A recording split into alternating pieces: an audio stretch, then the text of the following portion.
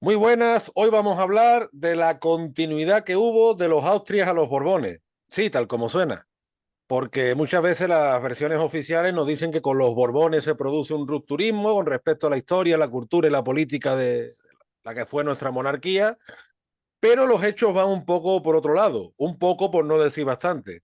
Y este tema lo queríamos analizar detenidamente con nuestro pana Emilio Acosta Ramos de Venezuela Provincial. ¿Qué tal, Emilio? ¿Cómo vamos? Hola Antonio, bueno, encantado de estar una vez más en tu canal de YouTube, Antonio Moreno Ruiz. Y sí, vamos a estar hablando de este tema tan apasionante, ¿no? La continuidad entre la dinastía de los Austrias y la dinastía de los Borbones, ¿no? Muchos dicen que con los Borbones España quedó bajo la órbita de Francia y que inclusive hay algunos autores que llegan a señalar que Felipe V odiaba a España, Sí, bueno. cosa cosa que es totalmente falsa, ¿no? Y lo vamos a estar demostrando y desmitificando el día de hoy, ¿no? Además, el análisis de los sentimientos, que si ama, que si odia, al final lo que nos importa son los hechos. Y lo cierto es que Felipe V fue apodado el Marte Borbónico por algo, porque después de una guerra de sucesión bastante complicada, ¿no? Que a día de hoy, por ejemplo, bueno, tú has podido entrevistar al historiador Aitor Díaz Paredes. En fin, pues Felipe V se propuso que España volviera al seno de las potencias y lo consiguió con una política de enfrentarse a medio mundo, y además España en el siglo XVIII, dentro de los cambios lógicos del tiempo, siempre decimos, ¿no?, que queda en una posición privilegiada en el Mediterráneo porque queda con esa alianza con las monarquías de Nápoles y Parma, ¿no?, como entidades políticas sufragáneas de España, y España se enfoca muchísimo más en sus territorios americanos, las provincias de ultramar. Entonces, bueno, pues eso de que Felipe V odiaba a España, pues si la odiaba era un odio muy raro, porque todo su afán, el afán de su reinado, fue una política más bien, entre comillas, belicista, porque España se recuperase y recuperase su importancia y su nombre en Europa, y además puesto con el foco en América. Además, partimos de la primera base, o sea, Felipe V tenía lazos de sangre con el último Austria. Es que aquí parece como que Felipe V fue un extraterrestre, ¿no?, que llegó a romper lo que había antes. O sea, Felipe V era fue rey de España en tanto y en cuanto que es descendiente de Carlos II. O sea, no, no hay más. Sí, ¿no? Y también algunos autores que dicen que los Borbones, eh, con la ascensión de esta dinastía, pues estuvo bajo la órbita de Francia, pero hay que recordar algo muy importante, Antonio, que es que a finales del siglo XVII la moda del afrancesamiento estaba en todas las cortes europeas. O sea, hay que recordarlo, en la corte de Carlos II de España se usaban pelucas al modo francés, esto no lo trajo los Borbones, Mm. esto era algo muy común dentro de la época en Europa, ¿no? En toda Europa.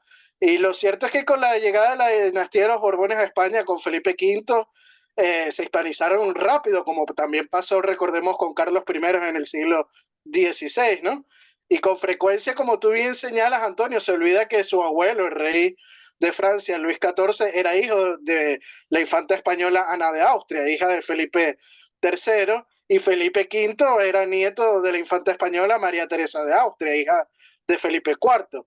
Y bueno, hay que decirlo también, legítimo heredero gracias al testamento de Carlos II, ¿no? Y inclusive hay historiadores como Alberto Bravo, o Kurt Bravo, como se hace llamar en Twitter, que han demostrado este mito.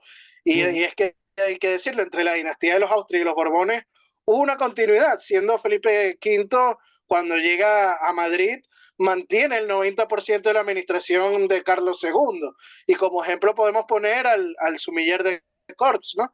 Que el sumiller de Corps era el que estaba todo el día con el rey, el que lo trataba, el que lo vestía, etcétera. Y el sumiller de Corps de Felipe V, cuando llegó, lo mantuvo, que fue Francisco de Pimentel, el conde de Benavente, ¿no? Sí, salud. Bueno, salud, Me gusta estar cerca de la Alhambra. así es. Mira, es muy interesante, Emilio, porque hay datos que nos hablan de esa continuidad que existió entre la Casa de Austria y la Casa de Borbón. Por ejemplo, la devoción a la Inmaculada Concepción, que las hermandades españolas tanto se destacaron en ello, antes de que se proclamara el dogma como tal. En Sevilla tú sabes que eso fue muy temperamental. Las hermandades aquí hacían votos de sangre. Hay hermandades muy antiguas como la del Silencio o la Hermandad de los Negritos que se destacan por ello. Y lo vemos en Felipe IV, lo vemos en Carlos II, pero también lo vemos desde Felipe V hasta Carlos III. De hecho, Carlos III fue un grandísimo devoto de la Inmaculada Concepción, la incorpora a toda su iconografía, la iconografía de su reinado, incluso los colores, por la monarquía hispánica tiene el privilegio de esos colores, ¿no? De ese Inclusive con cromatismo. Carlos IV, vemos muchos cuadros de Carlos IV con los colores de la Inmaculada Colección, Concesión, sí, sí. así azul celeste, ¿no? Y eso fue un tema común tanto en los Austrias como en los Borbones. De hecho, vemos un cuadro como aparecen Felipe IV, Carlos II y Felipe V como defensores del dogma bueno, no del dogma, perdón, defensores de la Inmaculada Concepción. Por ejemplo, los parlamentos de la Araucanía. Eso es algo que le gusta mucho a mi amigo Marcelo de la Puebla. Desde aquí le mando un abrazo y este fin de semana hemos disfrutado en Sevilla con el Capitán Perú, con la música del gran Marcelo, cómo interpreta los temas hispanoamericanos. Y Marcelo, que es chileno, que lleva muchos años en España, ha vivido en Perú, en fin, conoce toda nuestra hispanofera. Pues Marcelo le gusta mucho el tema de cómo la corona española pactó con los araucanos, en fin, con todas estas comunidades amerindias de Sudamérica. Y esos pactos, ya en la época de Carlos II, el último Austria, los llamados parlamentos, oye, funcionaban muy bien. Y con los Borbones siguió. Y se siguió el pacto, el que ellos llamaban el Pichirrey, es decir, se reconoce la soberanía española, pero a cambio el que se adentraba en aquellos territorios necesitaba un salvoconducto. Por eso decía el Pichirrey, el rey de ellos y el rey de España, algo así, ¿no? Valga la traducción libre. Eso es otro símbolo de continuidad. La Inmaculada Concepción, los parlamentos de la Araucanía, los negros de la Florida, por ejemplo, en el caso del fuerte Mosé, también con Carlos II. Carlos II es el. Bueno, y con Felipe IV, con Felipe IV vemos un montón de batallones de morenos libres por toda América. Ya en esa época, muchos esclavos que empiezan a huir de las colonias inglesas se refugian en los virreinatos, en los territorios españoles. Y ya con Felipe IV se empieza a reconocer que si se adentran en territorios españoles y aceptan la fe católica, que se les hace, o sea, se les acepte como súbditos y muchos acaban como soldados, defensores de la soberanía española en América. Y con Carlos II lo vemos muy claramente en la Florida, con lo que va a ser conocido después como el Fuerte Mosé. Eso empieza ya con los Austrias. Y Fernando VI, si nosotros analizamos la política de Fernando VI en la Florida, es idéntica a la que practica Carlos II. Por tanto, hechos como tú bien decías, el Sumiller de Corps, la Inmaculada Concepción, los parlamentos de la Araucanía, la Florida, y vemos una línea de continuidad de gobiernos que tenían que gestionar territorios inmensos, porque la monarquía española, la monarquía católica era inmensa, y sin embargo hay una continuidad. Como tú bien dices, Felipe V no acabó con esa, por así decirlo, con esa escuela de gobernantes que tenía Carlos II. Y ojalá hubiera sido seguramente mucho más continuista si no le hubiera metido el archiduque una guerra de sucesión que él nunca buscó, que esto tenemos que repetirlo por activa y por pasiva, ¿no? Sí, totalmente de acuerdo con lo que dices. Y algo muy importante que señalaste es el simbolismo, ¿no? De las pinturas, ¿no? O sea, que Por ejemplo. nos señala que no hay una ruptura con la anterior dinastía de los Austrias. Ese lienzo de Domingo Martínez que se encuentra en el Museo de Bellas Artes de Sevilla, de nombre Apoteosis de la Inmaculada, como bien dijiste, de que es de 1740, destaca la continuidad, ¿no? Entre Felipe IV, Carlos II y Felipe V. Se observa los reyes en la parte derecha de este cuadro, y era, hay que decirlo, Antonio, era la política de Estado en la época, ¿no? Para demostrar su legitimidad y continuidad dinástica. Fernando VI también lo hace, ¿no? Hay un cuadro muy famoso en el Perú, ¿no? De que nos señala los descendientes de los incas, ¿no? Hasta Sí. llegar a los Austrias con Carlos I y todo eso continuando hasta los Borbones y Fernando VI, ¿no? O sea, vemos una continuidad para demostrar su legitimidad. El Y mismo hablando de Felipe V, pintura, pana, hablando de pintura, la escuela cusqueña, tan uh -huh, importante en la América del Sur, representa a Felipe V, igual que representa a Carlos II o incluso Luis I como incas. Exacto, sí, Claro, era para era demostrar que eran legítimos descendientes de los incas, los reyes de España. y eso es común a Austrias y Borbones. Eso es otra de las muchas cosas comunes que vemos. Sí, y otra cosa que también hizo Felipe V al llegar a la monarquía hispánica es cuando construyó el Palacio Real de Madrid. Él mandó a poner Sí, las estatuas de todos los reyes de España desde los visigodos, demostrando así la continuidad, ¿no? de la monarquía en este sentido. O sea, no está rompiendo con la dinastía anterior que son los Austrias. O sea, eso es totalmente falso.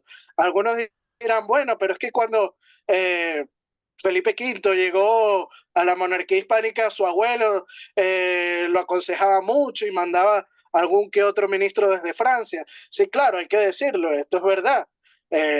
Lo guiaba un poquito porque Felipe II, Felipe Felipe V. V, perdón, no tenía mucha experiencia, pero esto es hasta 1709, porque en 1709 abandona Felipe V los planes de Luis XIV cuando, hay que decirlo, Luis XIV retiró sus tropas de España para mandarlas a los Países Bajos e inició conversaciones de paz con Bretaña. Y esto fue una traición a Felipe V, ¿no? Esto lo hizo a espaldas a su nieto. Y inclusive el rey Luis XIV le dice a Felipe V que abandone la corona española para regresar a Francia, ¿no? Sí. Para tener otra vez la corona de Francia. Y Felipe V lo niega, ¿no? Le dice que no. Y hay una carta muy importante del 17 de abril de 1709 respondiéndole a su abuelo Felipe V y cita lo siguiente. Un momentito mientras la busco porque es muy interesante. Hay que La darle carta pana hay la, que decirlo para que después no nos acusen que no sí, citamos la fuente. La carta creo recordar que fue Kurt Bravo, ¿no? El que lo puso, que sí, nosotros, Kurt Bravo, que lo nombré anteriormente, Alberto Bravo fue el que la publicó, ¿no? En correcto. Twitter y es muy buena. La cito. Hace mucho tiempo que tengo tomado mi partido y nada en el mundo es capaz de hacérmelo variar. Dios me ha puesto en las sienes la corona de España y yo la sostendré mientras tengo una gota de sangre en las venas. Así se lo debo a mi conciencia, a mi honor y a mi amor de mis vasallos. Estoy seguro que estos no me abandonarán nunca, suceda lo que quiera, y que si expongo mi vida a su frente como estoy resuelto a hacerlo, hasta el último extremo por no dejarlos, ellos también derramarán con gusto su sangre por no perderme. Si yo fuese capaz de una cobardía semejante a la de ceder mi reino, estoy cierto que vos mismo me desconoceráis por vuestro nieto. Deseo mucho parecerlo con mis acciones, como tengo el honor de serlo por mi sangre. Y así jamás me aventuraré a hacer ningún tratado indigno de mí. Jamás dejaré a España sino con la vida. Y prefiero sin comparación mucho más parecer disputando en ella el terreno palmo a palmo al frente de mis tropas, que tomar ningún partido que mancillase, si me atrevo a decirlo así, la gloria de nuestra casa, que si yo puedo, no, deshonraré ciertamente. Aquí vemos que no odiaba a España como muchos sostienen, ¿no? Es más, fíjate, a él le hubiera sido mucho más cómodo regresar a Francia, seguramente, Sí, pero no, él se empeñó y se empeñó por, además por su convicción de rey entendida en el antiguo régimen y su convicción religiosa y su convicción de palabra. Y otra cosa, Emilio, que siempre, y lo hemos dicho muchas veces, pero es que hay que decirlo, cuando se dice, por ejemplo, de la influencia francesa, se oculta o se omite la influencia italiana. España estuvo llena de gobernantes italianos, de músicos italianos, de gente de poder que venía de Nápoles, de Milán, de Parma. La relación con Italia o con la península itálica y Sicilia, como lo queramos llamar, fue probablemente más estrecha o tanto o más en el siglo XVIII que en los siglos anteriores. Una vez lo dijimos, en la época de Carlos IV, ya muy tardíamente, había un censo que había no sé cuántos, si eran 3.000 italianos que andaban por Cádiz, imagínate. Y sin embargo siempre Francia, Francia, pero se omite esa importancia que tuvieron los italianos con los Borbones. sí, totalmente de acuerdo con lo que dices, ¿no? Es más, como bien señala Christopher Storr en su libro El Resurgir Español, ¿no? Con Felipe V, Felipe V, sí, tras la firma del Tratado de Paz, de la Guerra de Sucesión, se pierden los territorios italianos, pero inmediatamente hace la guerra para recuperar todos esos territorios, ¿no? O Sí. sea, es importante para la monarquía hispánica pues recuperar los territorios italianos y siempre pues quiso mantener, ¿no? Esa, esa posesión que se tenía con los Austrias de Italia, pues Felipe V lo recobra, ¿no? Pero hay que señalarlo, Antonio, o sea, Felipe V hará una política bajo los intereses españoles, no bajo los intereses franceses como muchos Sí. quieren decirlo, ¿no? Porque hay que decirlo, Felipe V diseña proyectos para recuperar el poder naval de España y el control también de la carrera de Indias. De hecho, inclusive a la muerte de Luis XIV, Felipe V pretendió incluso controlar e influenciar la sucesión del trono francés. O sea, ¿qué más español que eso, no? Que poner a alguien que sea, vamos a decirlo, familiar o aliado de España en el trono francés, ¿no? Que además, Emilio, se analizan estos monarcas con criterios nacionalistas modernos. Felipe V fue concienciado mucho para ser rey de España, al igual que, por ejemplo, Carlos III, su descendiente, fue concienciado para ser rey de Nápoles, pero cuando le tocó el deber fue rey de España. Y esto desde una perspectiva nacionalista, moderna, revolucionaria, no se entiende, pero es que en el antiguo régimen las cosas funcionaban de otra manera. Entonces muchas veces lo que hacemos es descontextualizar para determinados, en plural, provechos ideológicos. Quiero decir, en el siglo XVIII hay cambio, naturalmente que hay cambio, oye, pero que en el siglo XVII los hubo, el siglo XVII no es el XVI, ni Carlos II era Felipe IV, ni Felipe IV era, es más, ni Carlos I era Felipe II. Uh -huh. Entonces, el siglo XVIII español, el problema que tenemos a la hora de concienciarnos, de historiarlo, es lo descontextualizado que está y lo manipulado que está. ¿Por qué hablamos de la influencia francesa pero no de la italiana? ¿O por qué presentamos, por ejemplo, a los Borbones como si fueran, O la influencia de los alemanes, ¿no? Con el Sacro Imperio Germánico por en la ejemplo, dinastía de Austria, eso no sale nunca? los Habsburgo. Eso no sale nunca. O por qué los Borbones son unos supuestos impíos cuando fueron defensores de la Inmaculada Concepción, ¿no? En fin, la verdad que yo creo que ese es el problema. ¿No? Y hasta se critica que Felipe V no hablaba el castellano muy bien, ¿no? Pero es que Carlos I cuando llegó a España tampoco hablaba el castellano muy bien, o No, sea, de hecho, Carlos I hablaba bastante mejor francés que el español. sí, y nadie lo llama francesado, ¿no? Ahí está. ¿Ves? Es que entramos en eso y además, ¿qué beneficio nos reporta el tener esta visión tan sesgada? Nosotros no podemos, pana, estar quejándonos de la leyenda negra y luego querer borrar un siglo de nuestra historia. Eso es absurdo. No, bueno, son gente que yo creo que interpone más los intereses políticos actuales, ¿no? Actuales, Como tú lo has dicho, actuales. actuales, claro, como la dinastía de los Borbones todavía sigue, digamos, no gobernando porque no gobierna en España, pero sí está todavía actualmente como los monarcas de España, como reyes de España, pues hay que atacarlos, ¿no? Para así para así controlar el poder, ¿no? Inclusive gente que se le ve que buscan es una república, ¿no? Acabar con la monarquía en España, entonces una forma es achacando una leyenda negra a esta dinastía de los Borbones. Es que tú fíjate, esto es un tema que hemos hablado muchas veces con nuestro gran amigo y maestro Francisco Núñez del Arco. Por ejemplo, se dice, ¿no? Hay quien dice que con los Austrias España era una monarquía compuesta y ya con los Borbones, pero es que siguió siendo una monarquía compuesta, con las reformas lógicas del siglo XVIII que los Austrias, no los territorios que los Austrias gobernaron, no gobernaron como en el siglo XVI. En el siglo XVIII, de hecho, los Austrias también expulsaron a los jesuitas. Y hasta principios del siglo XIX, si es que hasta el mismo Fernando VII con todos los fallos que tuvo, o sea, los Borbones no quisieron nunca romper con el pasado. Y hay quien dice también, no, es que los Borbones vetaron a los criollos en el poder. Pero si fue al contrario, si los criollos alcanzaron cotas de poder enormes con los Borbones, como era lógico y normal, verás tú, si es que al fin y al cabo América era pues, más poderosa en demografía, en economía que la España europea, ¿no?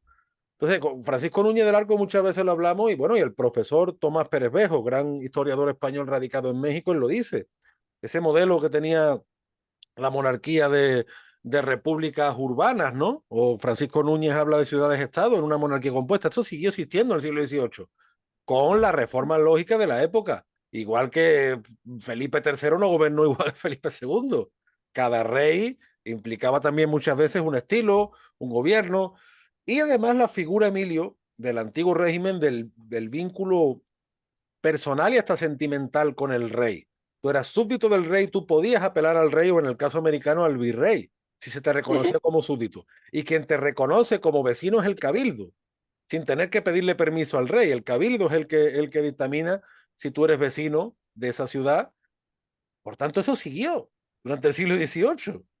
Siguió con los Austrias, siguió con los Borbones, pero claro, lógicamente cada uno, pues, Fernando VI, por ejemplo, no fue Felipe V, tuvo una política Sí, mucho más, entre comillas, pacífica.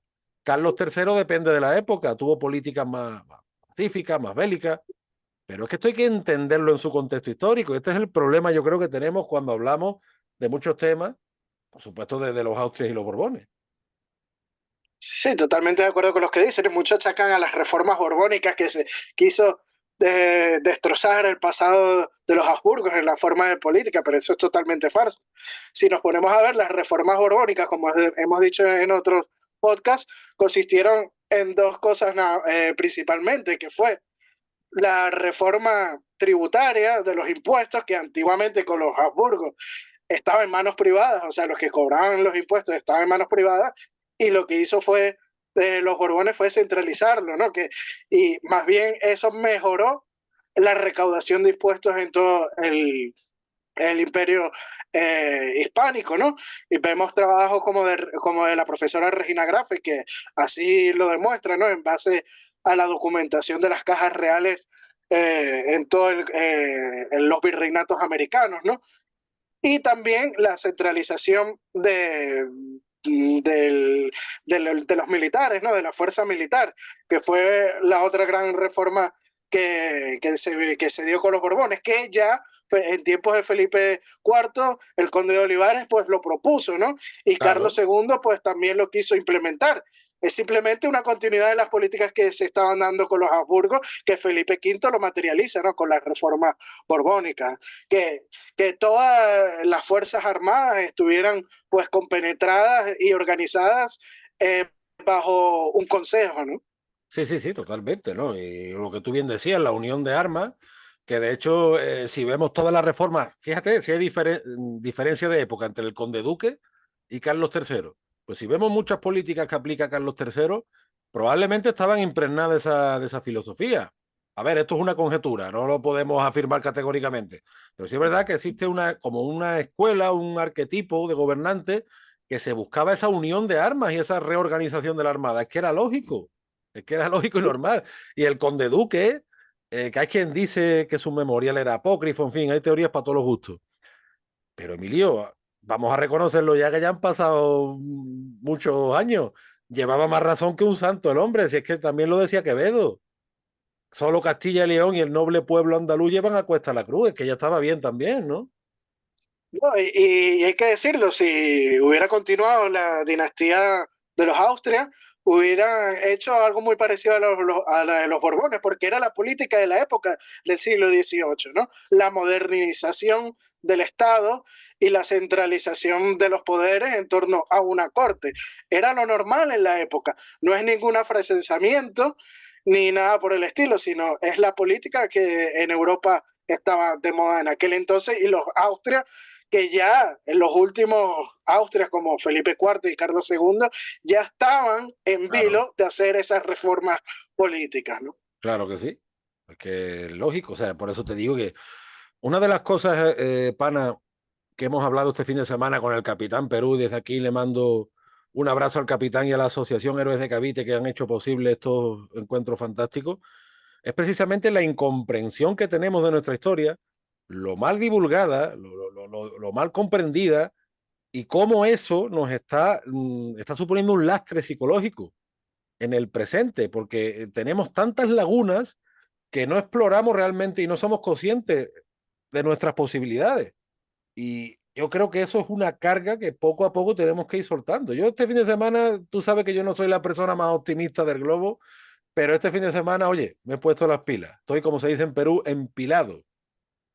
Y yo creo que siguiendo estos caminos, pana, de divulgación y de meter dedos en la llaga, ¿no? Y de, en fin, como se dice en Perú, ser un dedo, ¿no? O bater na mesma tecla, como se dice en portugués, es como En tenemos que Venezuela hacer una ladilla.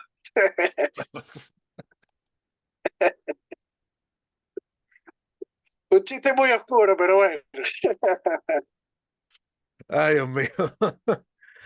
Pero bueno, siguiendo el hilo de lo que decías, Antonio, mientras nosotros mezclemos la política y los intereses políticos actuales con la historia, estamos más bien tergiversando la historia y cambiando la verdad de los hechos que ocurrieron hace más de 200 años, ¿no? Con la monarquía hispánica, ¿no? No, claro, la política además en el peor sentido de la palabra, porque al fin y al cabo política viene de polis, pero hasta para hacer historia política hay que dejarse de este tipo de manipulaciones burdas, ¿no? No, y estamos dejando también en el mundo del hispanismo en manos a muchos politólogos y gente que se le ve que están ahí por ideología, tratando de escribir la historia y defender a la hispanidad, ¿no? Ahí hay muchísimos historiadores que son grandes historiadores y hacen un buen trabajo, y yo creo que esas son las personas que debemos de seguir más en sus estudios en cuanto a contar la historia de los 300 años de la monarquía hispana. Sí, no, definitivamente. Uno verá, está muy bien ser politólogo, hacer ciencia política, todo eso está muy bien, pero lo que no vale es manipular y coger además la historia como si fuera la oferta que más te conviene en un supermercado, ¿no? La historia es la que es, con sus complejidades, con sus grandezas, con sus miserias, y desde luego tenemos una historia muy rica, muy contundente, también muy compleja como para tener que andar con manipulaciones burdas. O sea, eso ni beneficia ni ayuda. Sí, Bueno, manipulaciones como decir que Felipe V odiaba a España, ¿no? que verá, eso es además infantil, ¿no? Odiaba a España. Coño, pues si odiaba a España se hubiera quedado allí más a gusto en la corte francesa. O sea, que no. Sí, era el Palacio de Versalles, que es tan bonito, ¿eh? Listo, pana, pues como siempre un placer estas tertulias nuestras de nuestro mundo hispánico. Tenemos más temas, hablando del siglo XVIII, tenemos pendiente todavía al Marqués de la Ensenada, un gran prohombre de nuestra historia, uno de tantos injustamente olvidados, también medio incomprendido por algunos de su época, ¿eh? Y bueno, y muchos temas más que irán saliendo conforme vayan pasando los días. Como siempre, por supuesto, yo recomiendo que se suscriban a tus redes, a Venezuela Provincial, a Facebook, a YouTube, a Instagram. Vamos a subir un artículo de Venezuela Provincial a españoles de Cuba, Dios mediante.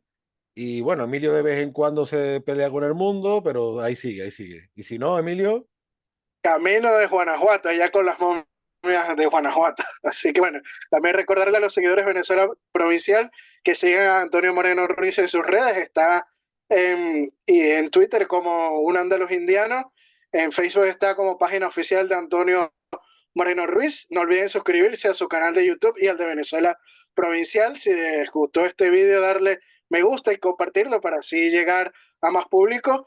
Y bueno, también si desean ser mecenas o patrocinadores de nuestro proyecto de divulgación histórica, pueden hacerlo a través del Patreon de Venezuela Provincial y de Antonio Moreno Ruiz. Con tan solo €1 ya nos están ayudando en este proyecto de investigación histórica. Aprovechamos, Antonio, para mandarle un fuerte saludo y abrazo a nuestros mecenas, como lo son Gabriela Rieta, Ángel Suárez, Juan Cristóbal García, Domingo González, Lomeli San y Alberto Gil. Martínez. Así es. Listo, pana, pues volvemos, Dios mediante, con más ganas todavía, si cabe. Te mando un Con fuerte más caña. abrazo, la más caña de España.